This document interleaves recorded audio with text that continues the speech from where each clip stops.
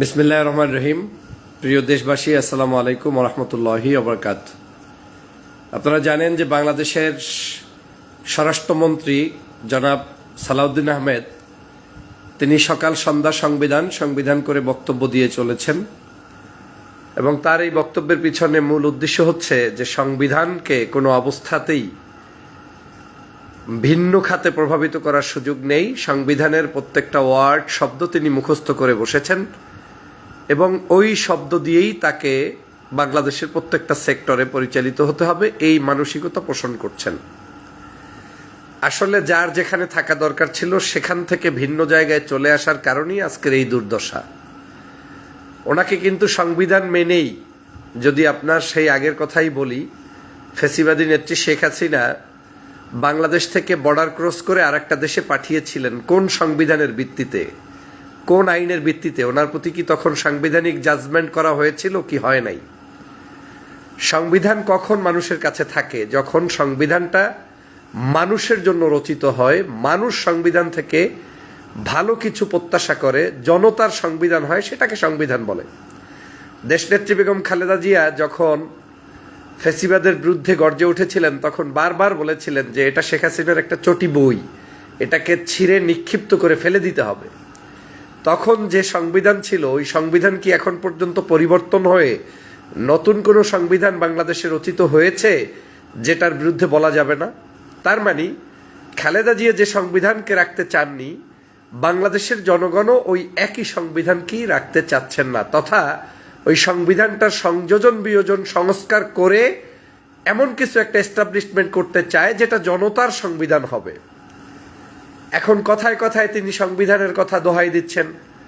গতকালকেও তার একটা ভিডিও প্রকাশ হয়েছে, সেখানেও তিনি বাংলাদেশের বর্তমান সময়ের এই যে আপনার কি বলে সংস্কারের ইস্যুগুলো নিয়ে, জুলাই সনদ নিয়ে, তারপরে মানুষের আজকের যে গণভোট দিয়েছে এই গণভোট নিয়ে তিনি প্রশ্ন তুলে বলেছেন যে এগুলো এখন আদালতের কাছে গিয়েছে।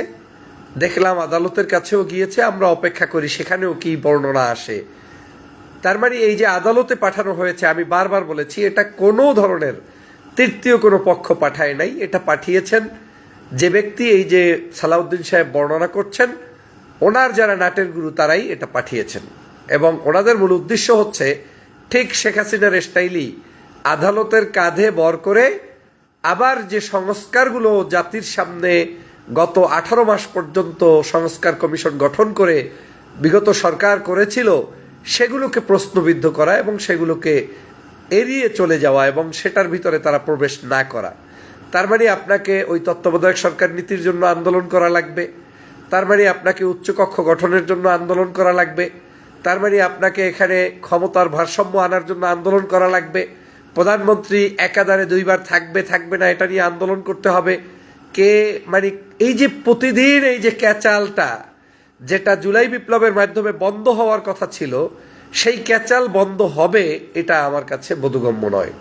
এই ক্যাচালটা বন্ধ হয়ে যেত যদি এক বাক্যে বাংলাদেশের সমগ্র রাজনৈতিক দল এই গণভোট হায়ের পক্ষে জয়যুক্ত হয়েছে। ঠিক আছে, গণভোট কির উপর ভিত্তি করে হয়েছে, কয়টা প্রশ্নের উপরে হয়েছে, আমরা সেগুলোকে সংবিধানে এস্টাবলিশ করে দিব, শেষ। আমরা সেই জুলাই জাতীয় সনদকে অ্যাকসেপ্ট করে নিব, শেষ।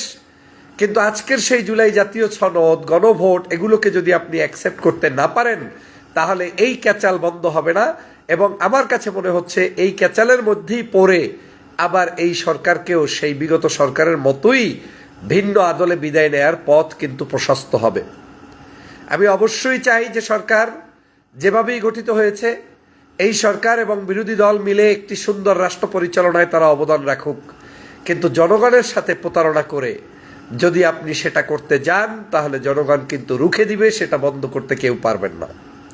এবং এখন সেই আগের যুগ নেই যে আপনি মুখ বন্ধ করবেন, চোখ বন্ধ করবেন, গুম করবেন, খুন করবেন।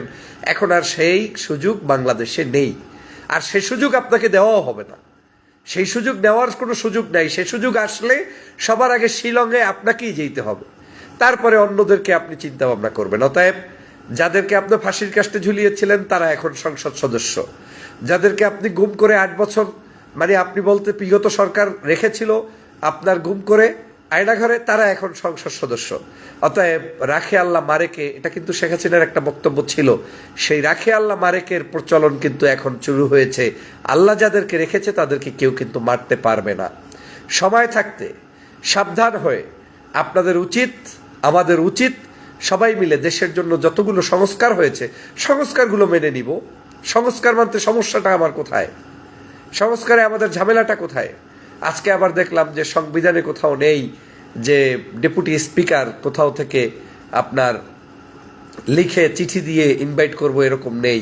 তার মানে কিসের ভিত্তিতে আপনি তাহলে ইনভাইটেশনটা জামাতকে করলেন? আমি এজন্যই কয়েকদিন আগে বলেছিলাম যে এই ডেপুটি স্পিকার যতক্ষণ পর্যন্ত জুলাই সনদ এবং গণভোটের উপরে ভিত্তি করে সংসদে আলোচনা করে এটাকে ফাইনাল না করা হবে, ততদিন পর্যন্ত এই ডেপুটি স্পিকার কারো কাছ থেকে নেওয়া, এটা একটা তাদের প্রতি সহানুভূতি প্রকাশ করা এবং এটা তাদের ফাঁদে পাড়া দেয়া। কারণ এইটার কোনো ভ্যালু নাই। আপনাকে দিলেই বা কি না দিলেই বা কি, সে তো বলবে কিছুদিন পরে আমরা কোন জুলাই সনদের ভিত্তিতে আপনাদেরকে এই যে দিয়েছিলাম, ডেপুটি স্পিকার দিয়েছিলাম, আপনারা এটা নিতে গেলেন কেন? নিয়েছেন স্বার্থের জন্য, এখন আমাদের সাথে থাকেন।